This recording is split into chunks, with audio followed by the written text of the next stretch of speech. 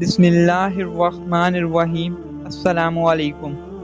इस वीडियो में आप जान सकेंगे कि हज़रत सुलेमान अलैहिस्सलाम की वफ़ात कैसे हुई, जिन्नों को आपकी वफ़ात की खबर क्यों ना हुई, क्या जिन गैब की खबरें जानते हैं, हज़रत सुलेमान अलैहिस्सलाम ने जिन्नों को किस काम का हुक्म दिया और बहुत कुछ।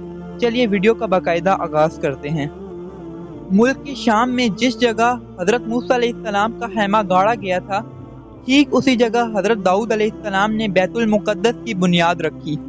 मगर अमारत पूरी होने से कबल ही हज़रत दाऊद अलैहिस्सलाम की वफ़ात का वक्त आन पहुंचा और आपने अपने फर्जंद हज़रत सुलेमान अलैहिस्सलाम को इस अमारत की तकमील की वसीयत फरमाई। चनाचे हज़रत सुलेमान अलैहिस्सलाम ने जिन्नों की एक जमात को इस काम पर लगाया और अमारत की तामीर होती रही, यहाँ तक कि आपकी वफ़ात का वक्त भी करीब आ गया और अमारत मुकम्मल ना हो सकी तो आपने ये दुआ मांगी कि इलाही मेरी मौत जिन्नों की जमात पर ज़ाहिर ना होने पाए, ताकि वो बराबर अमारत की तकमील में मसरूफ़ अमल रहें और इन सबों को जो इल्मे गैब का दावा है वो भी बातिल ठहर जाए। ये दुआ मांग कर आप मेहराब में दाखिल हो गए और अपनी आदत के मुताबिक अपनी लाठी पर टेक लगाकर इबादत में खड़े हो गए और इसी हालत में आपकी वफ़ात हो गई।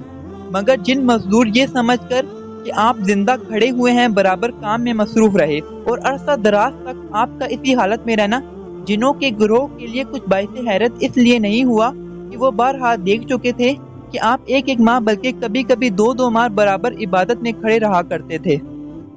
गर्ज एक साल तक वफात के बाद आप अपनी लाठी के सहारे खड़े रहे, यहाँ तक कि हुक्मे इलाही दीमकों ने आपके असा को खा लिया और असा के गिर जाने से आपका जिस्म मुबारक जमीन पर आ गया।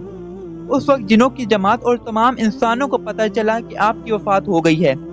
कुरान मजीद में अल्लाह ताला ने इस वाक़े को इन लफ्ज़ों में बयान किया है कि तर्जमा कंज़ुल ईमान, फिर जब हमने उस पर मौत का हुक्म भेजा, जिन्नों को उसकी मौत ना बताई मगर ज़मीन की दीमक ने कि उसका असा खाती थी। फिर जब सुलेमान ज़मीन पर आया, जिन्नों की हकीकत खुल गई।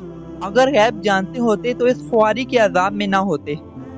दरसे हदायत, इस कुरानी वाक़े से ये हदायत मिलती है कि हज़रात अंबिया इकरामोस्सलाम के मुक़द्दस बदन वफ़ात के बाद सड़ते गलते नहीं हैं, क्योंकि आपने अभी अभी पढ़ लिया कि एक साल तक हज़रत सुलेमान अलैहिस्सलाम वफ़ात के बाद असा के सहारे खड़े रहे और उनके जिस्म मुबारक में किसी किस्म का कोई तगय्युर रोनमा नहीं हुआ।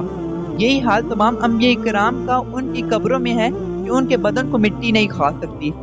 चनाचे हदीस शरीफ में है, जिसको इब्ने माजा ने रवायत किया है कि बेशक अल्लाह ने ज़मीन पर हराम फरमा दिया है कि वो अंबिया के जिस्मों को खाए, लिहाजा अल्लाह के नबी जिंदा है और उनको रोज़ी दी जाती है। और हाशिया मिशकात में तहरीर है कि हर नबी की यही शान है कि वो कब्रों में जिंदा हैं और अल्लाह ताला उनको रोज़ी अता फरमाता है और ये हदीस सही है। और इमाम बैकी ने फरमाया है कि अंबिया अलैहिस्सलाम मुख्तलिफ औकात में मुतअद्दिद मकामात पर तशरीफ़ ले जाएं, ये जायज़ और दुरुस्त है। हज़रत सुलेमान अलैहिस्सलाम की उम्र शरीफ 53 साल की हुई। 13 बरस की उम्र में आपको बादशाही मिली और 40 बरस तक आप तख्त सल्तनत पर जलवा गर रहे।